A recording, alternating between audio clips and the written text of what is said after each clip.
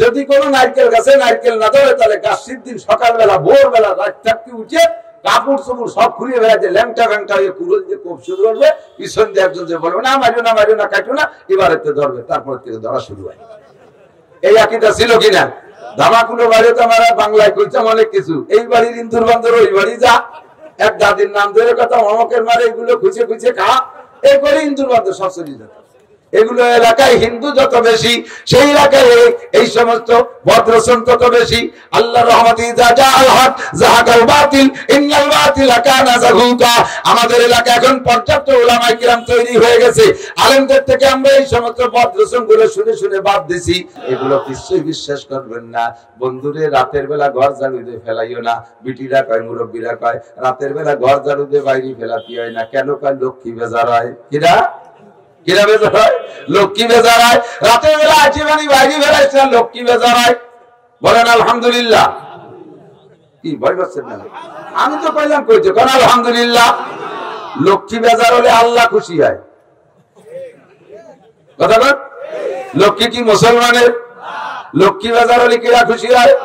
কাজেই লক্ষ্মীরে বেজার করতে পারলাম, বলেন আলহামদুলিল্লাহ, বলেন আলহামদুলিল্লাহ। তাহলে এখন থেকে নিয়মিত রাতের বেলা আইটি মানে বাইরে বেরাবেন, আল্লাহ খুশি হবে, লক্ষ্মী বেজার হবে। ঘর ঝাড়ুতে বাইরে বেরাবেন, আল্লাহ খুশি হবে, লক্ষ্মী বেজার হবে। তাই তো? লক্ষ্মী বেজার হলে আল্লাহ খুশি হয়, সরস্বতী বেজার হইলে আল্লাহ খুশি হয়, দুর্গা বেজার হইলে আল্লাহ খুশি হয়, কালী অসন্তুষ্ট বেজার হইলে আল্লাহ খুশি হয়। কিন্তু মুসলমান এখনো পর্যন্ত লক্ষ্মী পূজা করো ঘরের মধ্যে, এই স্যান্ডেল বাইতে মাথা উঠিছে, লক্ষ্মী বেজার হয়। বলেন আলহামদুলিল্লাহ। লক্ষ্মী বেজার হলে আল্লাহ খুশি হয়।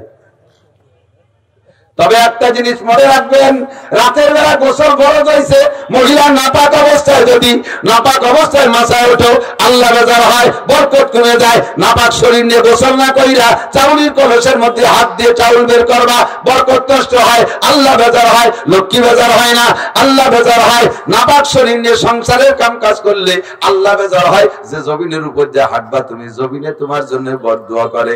কাজেই মহিলা বলো পুরুষ বলো, গোসল যদি রাত্রে ফরজ হয় কারণ গোসল, তাহলে পানি গরম করে হলে গোসল করে নিতে হবে। লজ্জার কি আছে? দুনিয়ার না জানে কিনা এ সাবজেক্ট সকলের কাছে প্রসিদ্ধ। এমন করে গোসল যদি ফরজ না হইতো তাহলে কোটি কোটি মানুষ হইতো কিভাবে? এটাই সিস্টেম, এটা আল্লাহ ভালো করে জানে, দুনিয়ার সবাই জানে। দুনিয়ায় লজ্জা করে তুমি গোসল না করে থাকবা, আল্লাহু আকবার, তাহলে এক ওয়াক্ত নামাজ তোমার কাজা হবে। আর 2,88,00,000 লক্ষ বছর জাহান্নামে পড়বা, 2,88,00,000 বছর জাহান্নামে পড়া লাগবে। তুমি জাহান্নামে যদি পড়তে পারো তাহলে তোমার লজ্জারে প্রাধান্য দিও। জাহান্নামে পড়ার হিম্মত থাকলে লজ্জারে প্রাধান্য দিও, আর জাহান্নামে পড়ার হিম্মত না থাকলে লজ্জারে লাথি মারো। আমার গোসল করতে হবে, নামাজ পড়তেই হবে। কথা বলেন ঠিক কি না? নামাজ পড়তে হবে। নাপাক শরীর নিয়ে গাড়ি চালাবা না, বরকত নষ্ট হয়। লক্ষ্মী বাজার হোক হোক আর না হোক, বরকত নষ্ট হয়, আল্লাহ খুশি হয়। নাপাক শরীর নিয়ে গাড়ি চালাইবা না। গাড়িতে উঠার সময় তোমার শরীর যদি নাপাক থাকে, গোসল ফরজ হইলে আগে গোসল করে নিবা। ও ড্রাইভাররা, তোমাদের হাতের ভিতরে, তোমাদের হাতের মধ্যে আল্লাহ পাক রেখেছেন গাড়ির পুরো যাত্রীদের জীবন। তুমি যদি ড্রাইভার নাপাক অবস্থায় স্টারিং ধরো, তোমার উপরে গজব পড়তে থাকে, তোমার উপরে আল্লাহ লানত হতে থাকে। আর তোমার অন্যায় কারণে গাড়ির অ্যাক্সিডেন্ট করবে, পাপি মরে 40 গড়িয়া, সাথে যত যাত্রী আছে তারাও কিছু না কিছু ক্ষতিগ্রস্ত হয়। কাজেই তুমি নাপাক শরীরে গুলো করবা না, এতে লক্ষ্মী বেজার হয় না, এতে বরকত নষ্ট হয়। অথবা বাড়ি থেকে বিকেল সকালবেলা ঘর ঝাড়ু দেওয়ার আগ পর্যন্ত ফকিররা ভিক্ষা দেওয়া যায় না, লক্ষ্মী বেজার হয়। আছে না নাই? বেলা গড়িয়ে যাওয়ার পরে বিকেল বেলা ঘর বাড়ি থেকে কিছু দান খয়রাত করা যায় না, লক্ষ্মী বেজার হয়। রাতের বেলা ঘরের থেকে টাকা দেওয়া যায় না, লক্ষ্মী বেজার হয়। রাতে যদি ঘরের থেকে টাকা না দেওয়া যায়, লক্ষ্মী বেজার হয়। তাহলে ডাক্তার সাহেব তোমার বাড়ি ওষুধ দিয়ে গেল, তাহলে টাকা না দিলে তোমার ওষুধ দেবে নাকি? খালি ডাক্তারে দেওয়া যায়, দারু দর দেওয়া যায় না, অন্য কেড়ে দেওয়া যায় না, খালি ডাক্তারে দেওয়া যায়। যুবক একজন চলছে, কোন দিক জাতি গেলি বাদা খাইলে সেদিক জাতি নেই। আইসে এমন পায়খানা, ওর আর ওই অন্য দিক উষ্ণায়, ওখানে চিনতে জানলা পায়খানার মধ্যে কেউ বসা না খায়, খালি লুঙ্গি ঠেয়ানো যাবে না। ও পায়খানার দরজার দিক তাকাই হাত দিছে বদনা হাতের নিচে ইট একখান রয়েছে, তা দেয় না, হোসট লাগছে, নখ উল্টে গেছে, বদনা ফেলাই দিয়ে ঘরে দৌড়ে চলে গেছে, আর সেই মেরিয়ে দিছে। ওর মা কয় কিছু শব্দ হলো, মা ঘরে আইছো না, কাজ হয়ে গেছে। এ শয়তান, তুই পায়খানা গেলি, এদিক ওদিক না যে এদিক আসলি কেন? তুমি আগে একদিন কইছো না কোন দিক যাওয়ার সময় বাধা খালি, সেদিক জাতি নেই। আমার এই ইটি বাধা খাইছি বলে পায়খানায় না যে ঘরে এসে মা কয় যারে পায়খানায় যাওয়ার সময় বাধা খালিয়ে যাওয়া যায়, আর কোনো দিক না। পায়খানায় যাওয়ার সময় বাধা খালি যাওয়া যায়, আর কোন সময় না। রাতের বেলা ডাক্তারের টাকা দেওয়ার দরকার হলে দেওয়া যায়, আর কোন সময় না। এইগুলো হলো শিরকি আকীদা। সকালবেলা দোকানে কিনা বেচা হয় না এখনো। ইতিমধ্যে ফকির আসলে যদি কেউ বাকি চায়, ফকির আসলে ফকিরে চাইলেও ফকিরে দেয় না, আর কেউ বাকি চাইলেও বাকি দেয় না। কারণ ওনাদের একটা বুঝ আছে, আমাদের এই আকীদা ঢুকে গেছে। হিন্দু আর নিরসন আমাদের মধ্যে চলে আসছে যে সকালবেলা যদি নিজের দোকানে টাকা আসার আগে যদি দোকান থেকে টাকা দাও, তাহলে দিন যাবে খালি দিতি দিতি, আর আসবে না। সকালে যদি শুরু করো বাকিতে, দিন যাবে বাকিতে, নগদ আসবে না। এই একটা আকীদা। লোকটার বাড়ি মেহমান, পকেটে টাকা নাই, এক পয়সাও, গলায় গুলায় কলসে চাউল নাই, পয়সা নাই, করি নাই। ওই লোকটার বাড়ি মেহমান, তোমার কাছে আছে বাকি নিতে। তুমি যদি তারে ইহসান করো, তারে যদি বাকি দাও, লোকটারে দান করার চাইতে বেশি সওয়াব হবে। এমনি এমনি দান করে দেওয়ার চাইতে বেশি সওয়াব হবে। লোকটা কলিজা ঠান্ডা হবে। ওই লোকটা তোমার জন্য দোয়া করবে, ইজ্জত বাঁচাইছে। কথা বলেন ঠিক ঠিক না? ইজ্জত বাঁচাইছে, দোয়া করবে। ফকিরে যদি তুমি আগে দাও, ফকির দোয়া করবে, আল্লাহ লোকটার দোকানে এখনো টাকা যাই নাই, সে আমারে দিয়ে দিল, আল্লাহ তুমি তার দোকানে বরকত দাও। আর ফকিরে যদি মাফ চাইয়ে বিদায় দেন, বাবা মাফ চাই, বউনি করি নাই। ফকির কয় মাফ করে দিলাম, তুমি যেন দিনের মধ্যে বউনি করতে না পারো। কারণ আমিও তো তোমার কাছে আইছিলাম বউনি করতে, তুমি আমারে বউনি করতে দিলে না। তুই বউনি না করলে আমার কি? কথা বল। পাশের দোকানেতে এই দোকানের মাল মানসম্পন্ন দামাদামি করে দেখে, এই জায়গাতে পাশের দোকানেতে কিনে নিয়ে চলে যায়। দিনের মধ্যে বেচা কেনা হয় নাই, সপ্তাহের মধ্যে কিনে বেচা হয় নাই, মনটা খারাপ, মাল ধীরে ধীরে নষ্ট হয়ে যাচ্ছে। বিশ্বের কাছে যে পরোয়ানা কিনে নিয়ে আসে, গোবেরটার কাছে দোয়া নিয়ে আসে, আল্লাহ কার কোনো দোয়ায় কাম হবে না। বাড়ি একজাত বিশ্রাম বান্ধে তুলিও কাম হবে না। কারণ ফকিরের দোয়া কবুল হয়েছে সকালবেলা দিনের শুরুতে।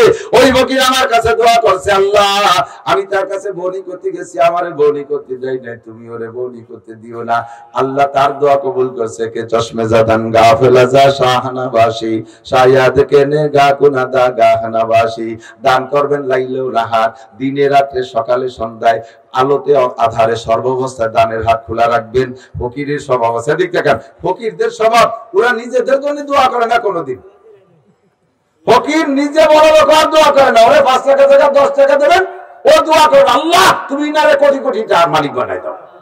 ও নিজে কয় না যে আল্লাহ আমারে বড় লোক বানাই দাও, যাতে ভিক্ষারও লাগে না, এক হয় না। ও দানকারীরে দোয়া করে, কথা বলেন না কেন?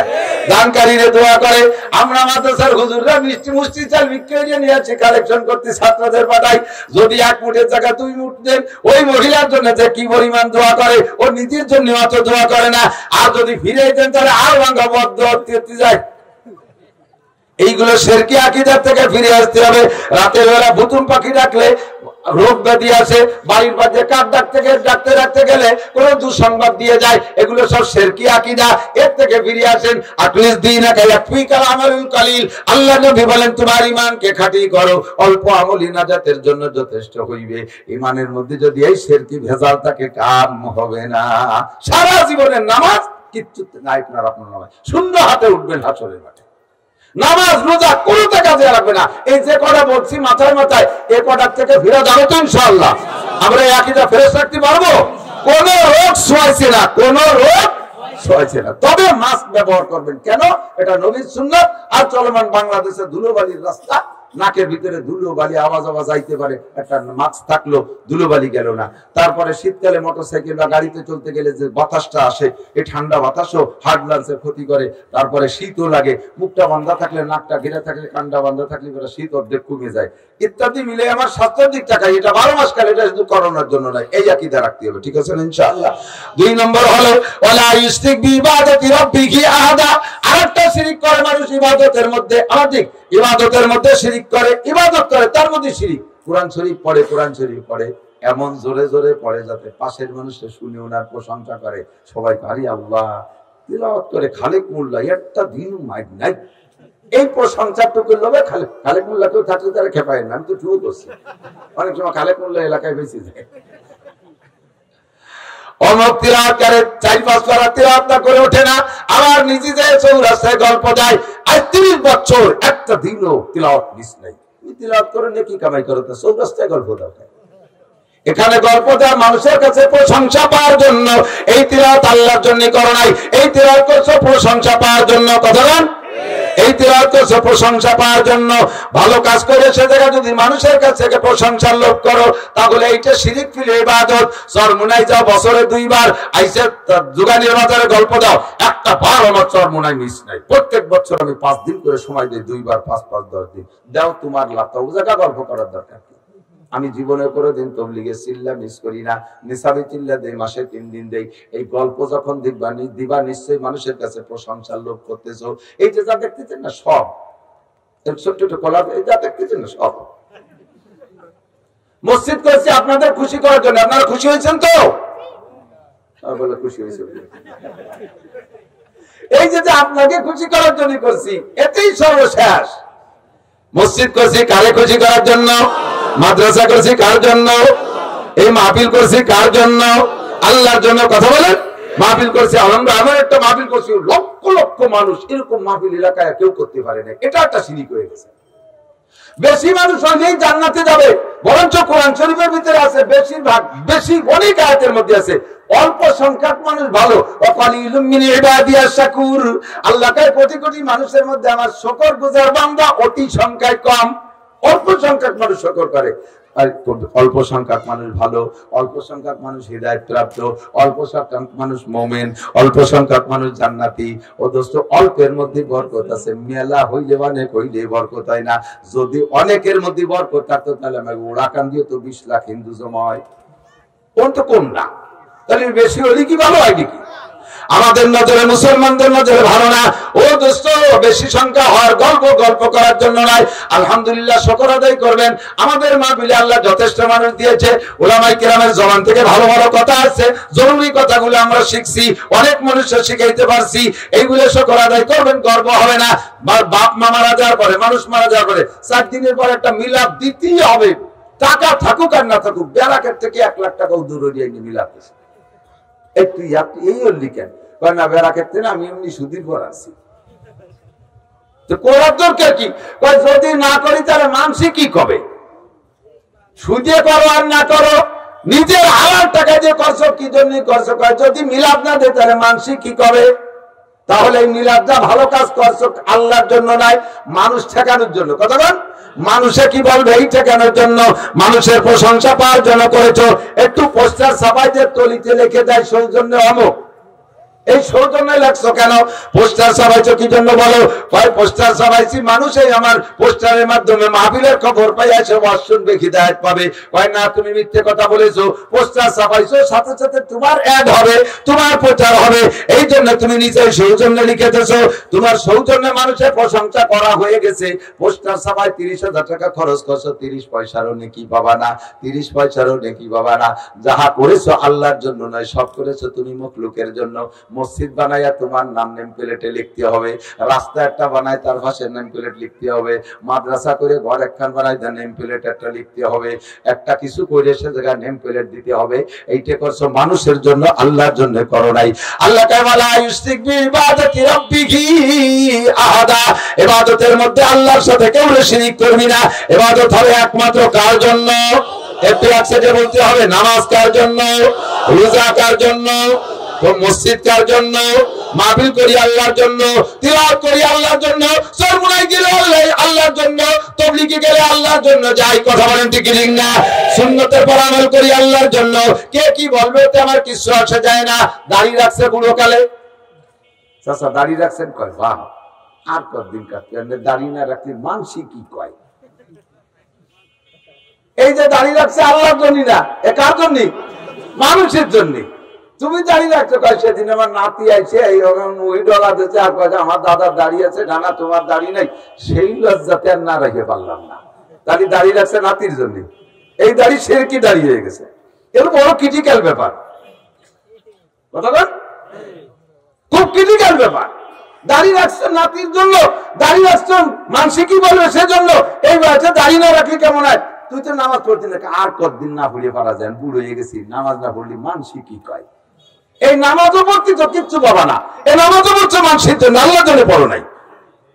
হ্যাঁ, বুড়ো কালে শুরু করছো, নিয়তটা এদিকে আরো সর্বনাশ।